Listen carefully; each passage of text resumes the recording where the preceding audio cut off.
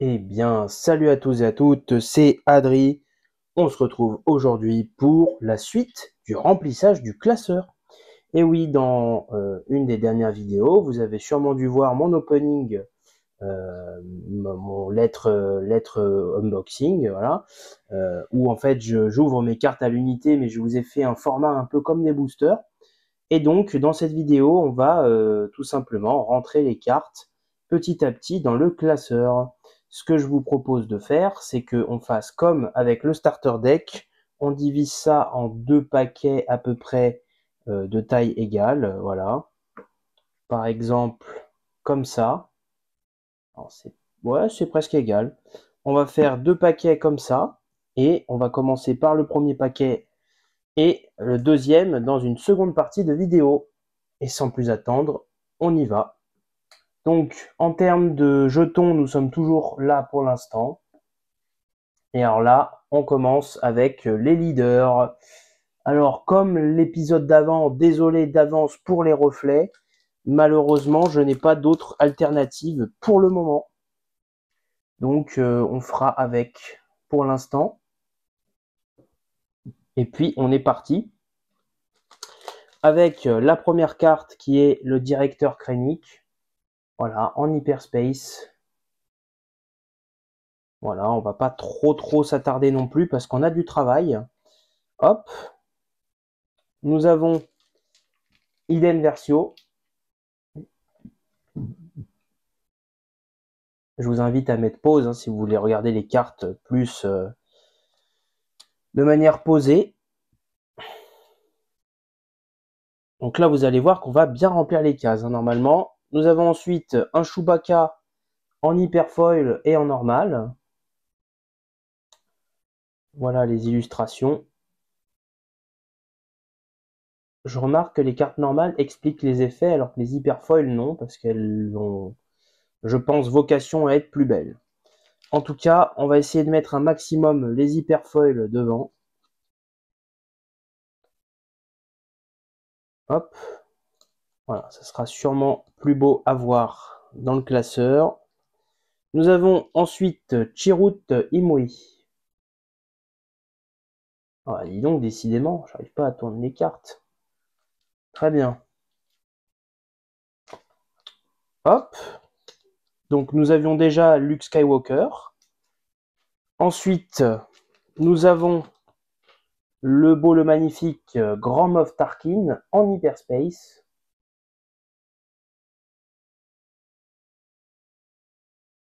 Voilà, donc il va ici. Donc, non, il va, pardon, ici. Hop. Voilà. Donc ici, il manque l'empereur Palpatine, que je n'ai pas encore. Nous avons Hera Syndulla ensuite. Voilà. Il va juste après le Grand Moff. Nous avons la princesse Leia, ou Leia Organa. Hop. Parfait, hein. Donc voilà, encore une fois, on va mettre l'hyperspace devant. Et donc vous voyez quand même que là, déjà une ouverture, on a presque tous les leaders. Hein.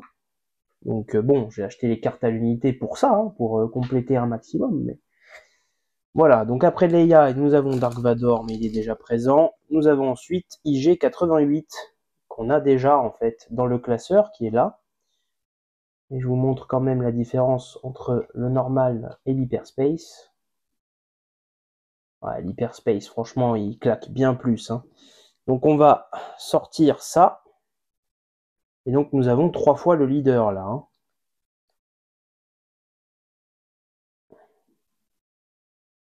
Voilà.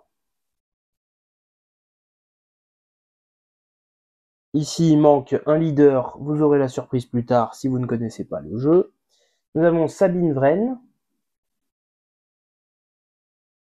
Non, toujours pas.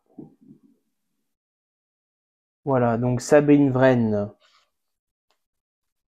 elle va... Alors du coup, nous avons 5, 10, 11, 12, 13, c'est la 14e. Donc 9, 10, 11, 12, 13, 14, elle va ici. Voilà.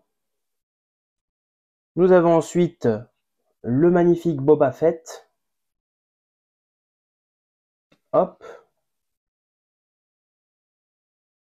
Très joli, hein, Boba Fett, franchement.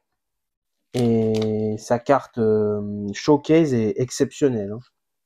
Tout comme sa carte d'ailleurs normale qu'on peut jouer en tant qu'unité dès le départ là, enfin pas dès le départ mais qu'on peut mettre dans notre deck. Très sympathique. Nous avons ensuite, ah bah je me suis trompé, il y a encore une Sabine Wren ici que j'ai oublié. Alors, hop, ça va pouvoir faire la comparaison des deux. Très jolie carte, donc on va mettre l'hyperspace devant. Voilà. Commence à avoir quelque chose là. Je sais pas ce que vous en pensez. Nous avons le grand amiral Throne.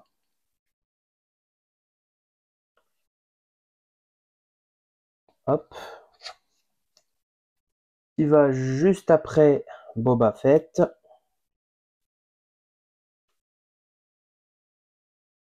Alors, la sleeve, qu'est-ce qu'elle a là? Elle est trop grosse. Non, c'est bon. Juste faire comme ça. Voilà, donc là, je sais que certains vont sûrement s'arracher les cheveux, mais les cartes sont protégées grâce au protège-carte, hein. Donc, c'est la protège-carte qui prend, et elle est faite pour ça. Là, nous avons Han Solo.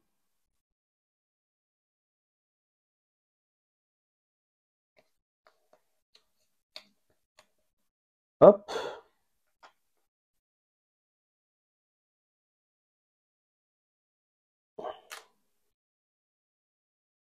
Et enfin, la dernière case, est-ce qu'on va la remplir? Oui, nous avons Jyn Erso. Voilà, c'est très très cool. Donc voilà, nous avons presque tous les leaders là pour l'instant. Et donc ça nous fait, voilà, hein, une première page plutôt sympathique là.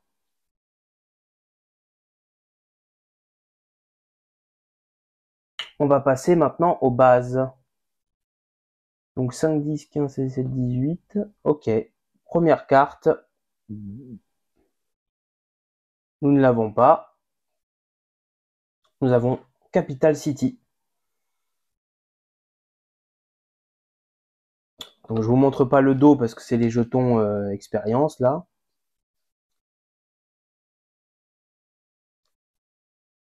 Alors, Capital City, c'est donc la deuxième. Alors, on essaie de mettre des hyperspace dès qu'on peut. Nous avons ensuite le marais de Dagobah. Non, j'avais dit que je ne montrais pas le dos. Hop. De toute façon, vous l'aurez déjà sûrement vu dans mon ouverture, hein. Donc, le marais de Dagobah qui va ici.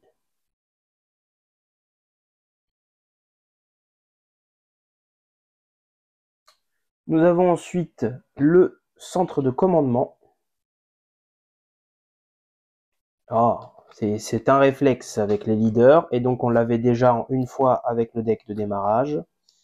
Donc, nous avons deux autres exemplaires de cette carte, qui, ma foi, est vraiment très belle en hyperfoil. J'aime beaucoup. Hop là. Qui a une carte ici. Nous avons ensuite la base écho en hyperfoil, qui va juste après le centre de commandement. Ensuite, nous avons les catacombes de Cadera. Alors ça, c'est pas tout de suite après, c'est 2 cases après. Donc 1, 2, ça va ici. Voilà, ça commence à se remplir, on est content. Nous avons ensuite Jeddah City en foil. Très belle carte, j'aime beaucoup. Donc, Catacombe, il y a une case et ensuite il y a Jeddah City. Donc, Jeddah City va ici. Nous avons ensuite Tour de l'administrateur. Ah oui, je sais ce qui se passe. J'avais pas décidé de faire ça comme ça, pardon.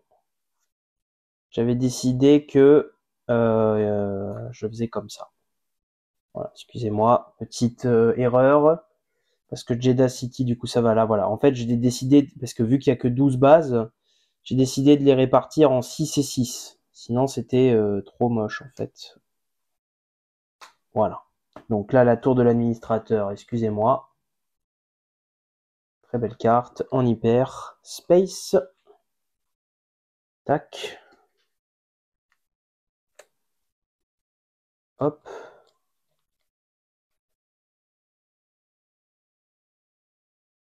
On va bien les ranger comme ça. Voilà. Hop.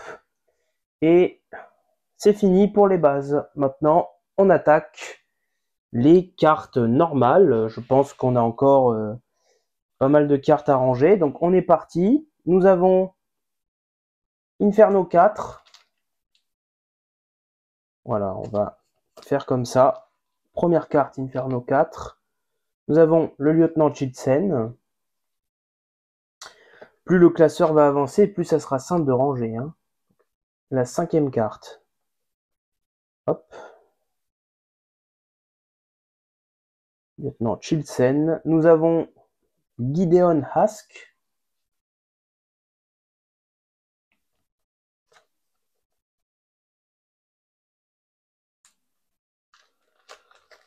Hop. Nous avons ensuite, alors une carte qu'on a déjà. Et je l'avais pris en plus en 2 exemplaires. Et j'ai pas eu de chance. J'ai eu les 2 exemplaires dans un booster. Donc écoutez. On va faire ça. Et ça. Bon écoutez, 4 cartes, ça a l'air de rentrer. Donc on va le faire. Dites-moi hein, si ça vous horripile de voir ça. Mais bon. Voilà. Hop. Nous avons ensuite une de mes cartes préférées, le Comte Dooku. Pas pour son effet forcément ou quoi, mais juste son design en fait. J'adore. Magnifique. Comte Dooku est vraiment trop stylé là. J'aime beaucoup et j'aimerais bien l'avoir en hyper foil. Là pour l'instant il est juste normal. Pour la prochaine carte, nous avons 2 exemplaires du pouvoir du côté obscur.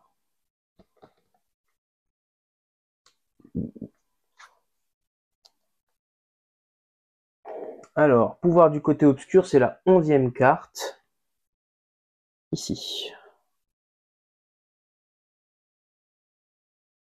Nous avons ensuite l'arc 170 restauré qu'on a déjà. En 2 exemplaires, donc c'est notre 3e. Playset de la carte, ça c'est cool.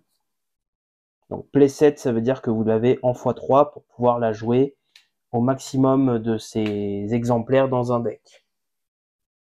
Très bien, nous avons ensuite la force de sécurité consulaire que j'ai repris en une fois. Et donc en fait, malheureusement, en fait, vu que j'ai acheté après le deck de démarrage, je pensais pas qu'il y en avait 3, donc c'est mon 4e. Hop. Nous avons ensuite plus aucune carte ici. Alors je vérifie quand même.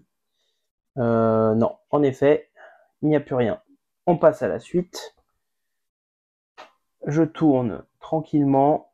Alors nous avons le droïde chirurgien qui est à la 11e position et il est déjà présent. Donc il y en avait combien? Il n'y en avait qu'un seul. Donc un deuxième. Voilà. Droïde chirurgien. Ok. Nous avons ensuite en foil le commandant des étendues sauvages. qui lui est en fait la troisième carte en partant de la fin, donc 1, 2, 3 ici. Nous avons le patrouilleur de système que j'ai que j'ai reacheté plutôt, pas que j'ai re-eu.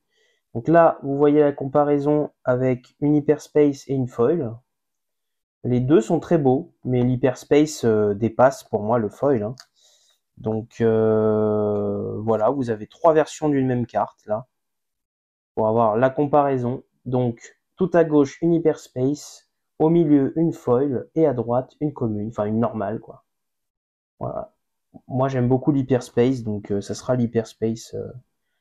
Ah, ou alors ça sera la brillante devant. Ah j'hésite, non, hyperspace, allez. Hop, donc l'hyperspace qui reste devant. Nous tournons la page. Nous avons les survivants endurcis, que j'ai cette fois en foil. Donc ça va upgrade celui que j'ai qui était juste normal. Hop.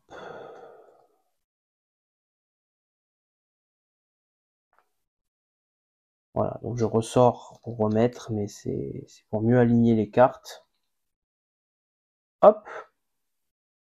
Nous avons le gardien des Wheels en hyper foil. Une carte que j'ai déjà dit, mais je n'aime pas du tout. Enfin, elle est pas très belle comme carte, je trouve. Je sais pas ce que vous en pensez vous, mais moi je suis pas très fan, hein. Franchement. Alors, gardienne des Wheels, par contre, je sais pas où est-ce qu'elle va. En fait, elle va à la page d'avant. Alors, à la page d'avant, elle est 1, 2, 3 avant lui. Donc, 1, 2, 3 ici. Gardien des Wheels, elle va ici. Voilà. Très bien. Hop. Nous avons bientôt fini avec cette partie de vidéo. Donc, nous avons un amiral Piette qui va aller, alors, 6, 12, 13. 11, 12, 13. Ah bon, on l'a déjà, pardon. J'avais même pas fait gaffe. Donc, je l'avais en une fois. Et ben, en fait, on va la mettre dans la même sleeve que l'autre. Je l'ai en deux exemplaires maintenant. Donc, pas encore playset, hein. Je peux pas la jouer en 3 fois dans mon deck. Ok. Nous avons ensuite, alors, Ruk. Alors, Ruk, il va ailleurs. Voilà, c'est la première carte de la page d'après. Hop. Très bien. Nous avons Ruk. Ou Rook, je sais pas trop. On va faire ça. Voilà. Nous avons ensuite l'infanterie de marine, que je n'ai pas encore. Et c'est la 11e carte, donc elle va ici. Donc au cas où, si vous ne comprenez pas c'est quoi 11e carte, etc., je vous invite à regarder la première vidéo, où je vous montre en fait comment je calcule pour ranger les cartes dans le bon ordre numérique, sans me casser la tête, quoi. Nous avons deux Mon Mothma.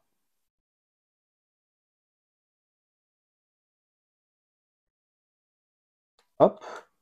Mon Mothma est juste après, ici.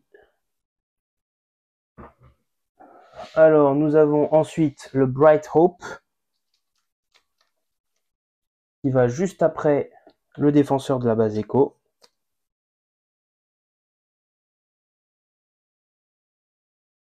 Nous avons le tirailleur de l'escadron rouge, Rogue, pas rouge. Voilà. Alors lui, c'est l'avant-dernière carte du classeur de la page. Voilà. J'ai ensuite un colonel Yularen. Alors lui, il faut que je tourne la page.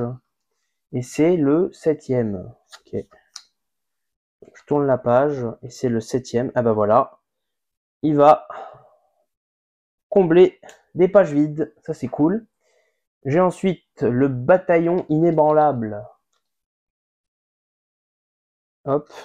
Qui lui va aller en 12e, 13e, 14e position. Donc 9, 10, 11, 12, 13, 14. Le voilà ici. Et il me remplit aussi une page qui était vide. j'ai ensuite la formation de l'académie en foil. Très cool. Donc ça, c'est la dernière carte de cette page. Voilà. Ensuite, j'ai le blaster lourd riveté. Alors ça, c'est sur la page du coup suivante. C'est la première carte. Hop.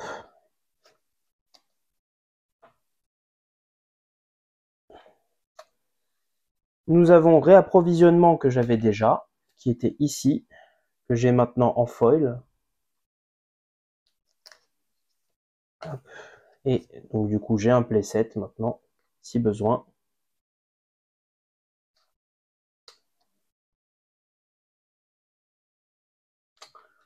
Et enfin, pour clôturer cette vidéo, frappez juste en foil. Voilà. Et vient compléter la page de gauche. Voilà, bah écoutez, le classeur a pris pas mal de cartes. Hein. Regardez, les leaders, on y est presque. Les bases, il nous en manque 5. Là, voilà, hein, ça se remplit petit à petit. C'est assez plaisant, je vous avoue. J'aime bien voir mon classeur évoluer de la sorte. Voilà. Et bah écoutez, on va s'arrêter là. Les cartes qui restent, ça sera pour une autre partie de vidéo. Voilà, donc c'était tout pour aujourd'hui. J'espère que ça vous aura plu. Écoutez, j'ai pas lancé de débat aujourd'hui, donc on va essayer d'en lancer un qui va être, bah écoutez, est-ce que vous préférez acheter les cartes en français ou en anglais et pourquoi? Il faut savoir que les cartes en anglais sont beaucoup moins chères parce qu'il y a beaucoup plus de production. Et pourtant, là j'ai décidé de faire cette collection en français. C'est beaucoup plus cher en français, je vais pas vous mentir. Mais écoutez, moi j'ai voulu le faire en français parce que bah voilà, j'avais envie de faire cette collection en français et je me poserai la question pour les futures extensions de les faire en anglais peut-être. Ça sera sûrement moins cher. Voilà. Et bah écoutez, je vous laisse là avec ce débat. N'hésitez pas à laisser un like, à commenter, à partager la vidéo et à vous abonner pour ne rien rater. Je vous donne rendez-vous donc pour la suite de remplissage de ce classeur dans une vidéo qui va arriver sûrement dans quelques jours. Je vous dis à la prochaine. Salut tout le monde!